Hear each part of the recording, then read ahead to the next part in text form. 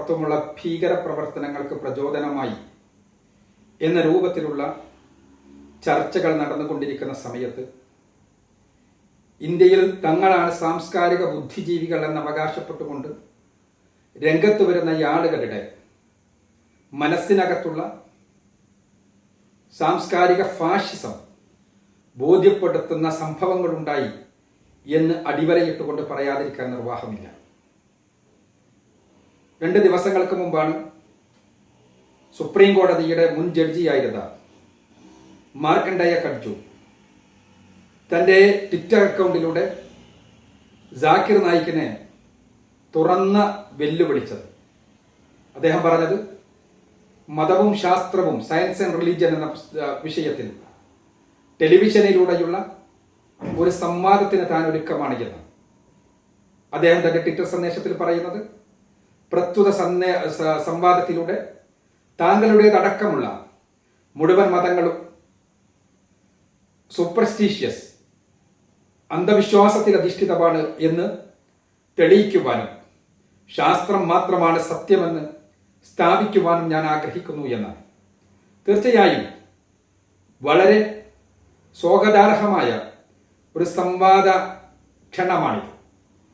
ഇത്തരം സംവാദങ്ങൾ ബൗദ്ധിക മണ്ഡലത്തിൽ നടക്കുമ്പോഴാണ് തീർച്ചയായും ദാർശനിക രംഗത്ത് തുറവികൾക്ക് നിമിത്തമാകുന്നത്. മനസ്സുകൾ തുറക്കുന്നത് അങ്ങനെയാണ്.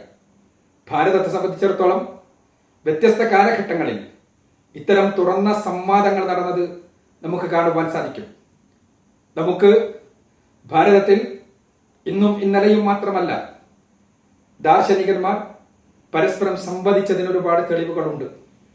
നമ്മുടെ അദ്വൈത ആദർശത്തിന്റെ മഹാനായ പ്രചാരകനായിരുന്ന ശങ്കരാചാര്യൻ അദ്ദേഹത്തിന്റെ അദ്വൈത വ്യാഖ്യാനം, അദ്ദേഹത്തിന്റെ വേദാന്തത്തിന്റെ അദ്വൈത വ്യാഖ്യാനം അദ്ദേഹം സ്ഥാപിക്കുന്നതിന് വേണ്ടി അന്ന് ഭാരതത്തിൽ നിലനിന്നിരുന്ന വ്യത്യസ്ത മതങ്ങളുമായി വ്യത്യസ്ത ആദർശങ്ങളുമായി അദ്ദേഹം സംവാദത്തിൽ ഏർപ്പെട്ടതായി കാണാൻ കഴിയും. ബൗദ്ധ ജൈന ദർശനങ്ങൾ മാത്രമല്ല, ഹൈന്ദവം എന്ന് ഇന്നറിയപ്പെടുന്ന പല ദർശനങ്ങളുമായും അദ്ദേഹം സംവാദങ്ങൾ നടത്തിയതായി നമുക്ക് കാണുവാൻ സാധിക്കും. പിന്നീട് മാധ്വാചാര്യരാണെങ്കിലും രാമാനുജാചാര്യരാണെങ്കിലും ഇത്തരം സംവാദങ്ങളിൽ ഏർപ്പെട്ടത് നമുക്ക് കാണാൻ സാധിക്കും. ഇതേപോലെ തന്നെ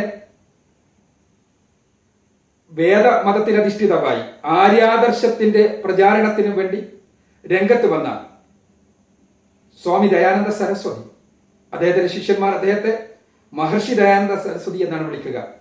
ആ സ്വാമി ദയാനന്ദ സരസ്വതി അദ്ദേഹത്തിന്റെ മാസ്റ്റർ പീസായ തന്റെ സത്യാർത്ഥ പ്രകാശം എഴുതിയപ്പോൾ ആ സത്യാർത്ഥ പ്രകാശത്തിലെ ഓരോ സമുല്ലാസങ്ങളും ഓരോ വിഭാഗത്തിനുള്ള ഖണ്ഡനമാണ്. ഭാരതീയം എന്ന് പറയുന്ന വ്യത്യസ്ത വിഭാഗങ്ങൾക്കുള്ള ഖണ്ഡനം അതിലുണ്ട്. ക്രിസ്തു മതത്തിനും ഇസ്ലാം മതത്തിനുമുള്ള ഖണ്ഡനമുണ്ട്. അദ്ദേഹവും അതേപോലെ തന്നെ അന്ന് നിലനിൽക്കുന്ന വ്യത്യസ്തങ്ങളായ ചിന്താധാരകളുമായി സംവാദങ്ങൾ നടത്തിയത് നമുക്ക് കാണാൻ കഴിയും. ഈ സംവാദങ്ങളിൽ ഇവരെല്ലാം ചെയ്തത് തങ്ങളുടേതാണ്, തങ്ങൾ പറയുന്ന ആദർശമാണ് സത്യമെന്നും ശരിയെന്നും സ്ഥാപിക്കുന്നതിനു വേണ്ടി പരിശ്രമിക്കുകയാണ്. ഇത് സ്വാഭാവികമാണ്. താൻ വിശ്വസിക്കുന്നത് ശരിയാണ് എന്ന് വിശ്വസിക്കുന്ന ഒരു മനുഷ്യനെ സംബന്ധിച്ചിടത്തോളം അയാൾ സത്യസന്ധനാണെങ്കിൽ താൻ വിശ്വസിക്കുന്നതാണ് ശരിയെന്ന് സ്ഥാപിക്കുവാൻ അയാൾ സന്നദ്ധമാകും. അതല്ലാത്തത് വിശ്വസിക്കുന്ന ആളുകളുമായി സംവാദത്തിൽ ഏർപ്പെടും. തന്റേതാണ് ശരിയെന്ന് സമർത്ഥിക്കുവാനുള്ള തെളിവുകൾ അദ്ദേഹം മുന്നോട്ട് വെക്കും. ആ തെളിവുകൾക്ക് പകരം എതിർപക്ഷത്തുള്ളയാൾ തെളിവുകൾ ഉന്നയിക്കുമ്പോൾ ആ തെളിവുകൾ അയാൾ ഗണ്ണിക്കും. ഇതെല്ലാം സ്വാഭാവികമാണ്. ഇത് ഭാരതത്തിൽ നിലനിന്നിട്ടുള്ളതാണ്, ഈ ലോകത്തെങ്ങും നിലനിന്നിട്ടുള്ളതാണ്. മനുഷ്യരുടെ ബുദ്ധിപരമായ വികാസത്തിന്, ചിന്താപരമായ വളർച്ചയ്ക്ക് എല്ലാം അനിവാര്യമായിട്ടുള്ളതാണ് ഇത്തരം സംവാദത്തിന്റെ സംസ്കാരം. എന്നാൽ മാർക്കണ്ഡേയ കട്ജുവിന്റെ അദ്ദേഹത്തിന്റെ സംവാദത്തിനു വേണ്ടിയുള്ള ക്ഷണത്തെ ആഘോഷിച്ച നമ്മുടെ മാധ്യമങ്ങളും ഭൗതികവാദികളുടെ സോഷ്യൽ മീഡിയയിലുള്ള കുറിപ്പുകളും പലപ്പോഴും അതോടൊപ്പം തന്നെ ആഘോഷിച്ച മറ്റൊരു കാര്യമുണ്ട്. അത് പറയാൻ വേണ്ടിയാണ് ഇത് ആമുഖം എന്നുള്ള നിലയ്ക്ക് ഞാൻ സൂചിപ്പിച്ചത്. അത് മറ്റൊന്നുമല്ല, ജാക്കിർ നായിക്ക് ചെയ്ത ഏറ്റവും വലിയ കുറ്റം അദ്ദേഹം ബംഗ്ലാദേശിലെ സ്ഫോടനത്തിൽ പങ്കെടുത്തു എന്നല്ല. അദ്ദേഹം ബംഗ്ലാദേശിലെ സ്ഫോടനം നടത്തിയ ആളുകൾക്ക് പ്രചോദനമായി എന്ന് പറഞ്ഞാൽ അതുപോലും കൃത്യമായി തെളിവില്ലാത്തത് കൊണ്ട് തന്നെ അതൊന്നും വിശ്വസിക്കാൻ കഴിയില്ല. എന്നാൽ അദ്ദേഹം ചെയ്ത പ്രധാനപ്പെട്ട വാദകം താൻ ഉൾക്കൊള്ളുന്ന യാദർശം മാത്രമാണ് സത്യമെന്ന് സമർത്ഥിക്കുവാൻ സന്നദ്ധമായി എന്നതാണ്. തുറന്ന വേദികളിൽ അദ്ദേഹം തുറന്ന സംവാദങ്ങൾ നടത്തി. താൻ ഇസ്ലാമാണ് സത്യമെന്ന് സ്ഥാപിക്കുന്നതിന് വേണ്ടി സംവാദങ്ങൾ നടത്തി.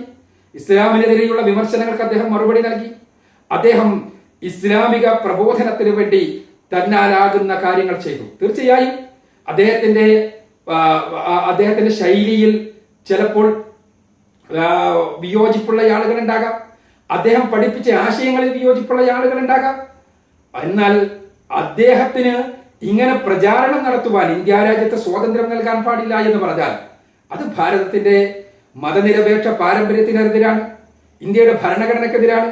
അത് തന്നെയാണ് ഫാഷിസം എന്നുള്ളതാണ് വസ്തുത. ഫാഷിസ്റ്റുകൾക്ക് വളമേകുകയാണ് ഇത്തരം ഭൗതികവാദികളായ ബുദ്ധിജീവികൾ ചെയ്യുന്നത് എന്ന് പറയാതിരിക്കാൻ നിർവാഹമില്ല. ഔട്ട്ലുക്കിൽ 2 ദിവസങ്ങൾക്ക് മുമ്പ് 7-ാം തീയതി വന്ന ലേഖനമായിരുന്നാലും സരഞ്ചെങ്കിൽ 5-ാം തീയതി വന്ന ലേഖനമാണെങ്കിലുമല്ല വളരെ കൃത്യമായി തന്നെ ഇന്ത്യയിലെ ഇടതുപക്ഷം എന്ന് പറയുന്ന ബുദ്ധിജീവികളുടെ ഈ ഫാഷിസ്റ്റ് നിലപാട് തങ്ങൾ പറയുന്ന ദൈവനിഷേധത്തിൽ അധിഷ്ഠിതമായ ആശയങ്ങൾക്ക് മാത്രമേ പ്രചാരണ സ്വാതന്ത്ര്യം ഉണ്ടാകാൻ പാടൂ. അതല്ലാത്ത മതവിശ്വാസത്തിൽ അധിഷ്ഠിതമായ ആദർശങ്ങൾക്ക് പ്രചാരണ സ്വാതന്ത്ര്യം ഉണ്ടാകുവാൻ പാടില്ല എന്ന രൂപത്തിലുള്ള ഫാഷിസ്റ്റ് നിലപാട് ആവർത്തിക്കുന്നത് നമുക്ക് കാണാൻ കഴിയും. ഈ നിലപാട് അപകടകരമാണ്.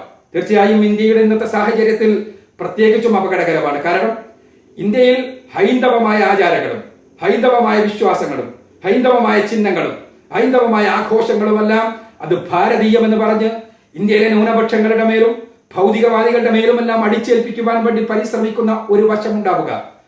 അതോടൊപ്പം തന്നെ മറുവശത്ത് മുസ്ലിങ്ങളാണെങ്കിലും ക്രിസ്ത്യാനികളാണെങ്കിലും മറ്റുള്ളവരാണെങ്കിലും തങ്ങളുടെ മതമാണ് ശരി എന്ന് തുറന്നു പറയുവാനുള്ള സ്വാതന്ത്ര്യം നിഷേധിക്കപ്പെടുന്ന അവസ്ഥയുണ്ടാവുക. മതപ്രബോധനം എന്നത് ആ മതപ്രബോധനം തന്നെ ഭീകരവാദമാണ് എന്ന രൂപത്തിലുള്ള അവസ്ഥയുണ്ടാവുക. ഇത് ഇന്ത്യയിൽ ഇന്ന് വരെ നിലനിന്നിട്ടുള്ള സംവാദത്തിന്റെ സംസ്കാരത്തെ തകർക്കലാകും, ഇന്ത്യയുടെ മതനിരപേക്ഷ പാരമ്പര്യത്തെ തകർക്കലാകും. അതുകൊണ്ട് തന്നെ ഇതിനെതിരെ നമ്മൾ ബോധവാന്മാരാകേണ്ടതുണ്ട് എന്നാണ് നമുക്ക് സൂചിപ്പിക്കുവാനുള്ളത്. ഇസ്ലാമിനെ സംബന്ധിച്ചിടത്തോളം ഇസ്ലാമാണ് സത്യമെന്ന് വളരെ കൃത്യമായി ഇസ്ലാം പരിശുദ്ധ ഖുർആൻ പഠിപ്പിക്കുന്നു. ഇന്നദ്ദീന ഇൻദല്ലാഹിൽ ഇസ്ലാം, അല്ലാഹുവിങ്കൽ മതം ഇസ്ലാമാകുന്നു. വമൻ യബ്തഗി ഗൈറൽ ഇസ്ലാമി ദീനൻ ഫലൻ യുഖ്ബല മിൻഹു വഹുവ ഫിൽ ആഖിറതി മിനൽ ഖാസിരീൻ.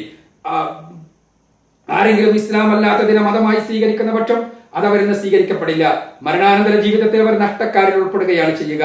മരണാനന്തര ജീവിതത്തിലെ രക്ഷയെക്കുറിച്ച് പഠിപ്പിക്കുന്ന ഇസ്ലാം അവിടെ രക്ഷപ്പെടണമെങ്കിൽ പ്രവാചകന്മാർ മുഴുവനും, അത് ഭാരതത്തിലേക്ക് വന്നവരാണെങ്കിലും ലോകത്തിന്റെ വ്യത്യസ്തങ്ങളായ ഭാഗങ്ങളിലേക്ക് കടന്നു വന്നവരാണെങ്കിലും ആ പ്രവാചകന്മാർ മുഴുവനും ഒരേപോലെ പഠിപ്പിച്ച സ്രഷ്ടാവ് മാത്രമാണ് ആരാധ്യനെന്നും അവന്റെ നിയമനിർദ്ദേശങ്ങൾ അനുസരിച്ചുകൊണ്ടാണ് ജീവിക്കേണ്ടത് എന്നുമുള്ള ഇസ്ലാമിക ആദർശം പിൻപറ്റേണ്ടതുണ്ട് എന്ന് ഇസ്ലാം വളരെ കൃത്യമായി പഠിപ്പിക്കുന്നു.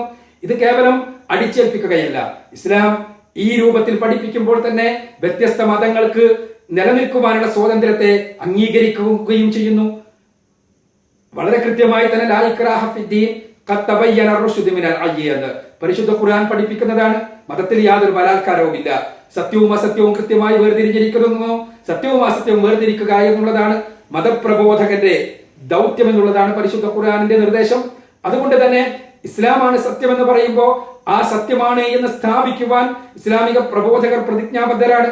അത് സ്ഥാപിക്കുവാൻ വേണ്ടി തീർച്ചയായും പരിശുദ്ധ ഖുർആനും തിരുസുന്നത്തിനെയും പോലെ തന്നെ ലോകത്തിന്റെ വ്യത്യസ്തങ്ങളായ ഭാഗങ്ങളിലുള്ള മറ്റു വൈജ്ഞാനിക ശാഖകളെയും ഉപയോഗപ്പെടുത്തും.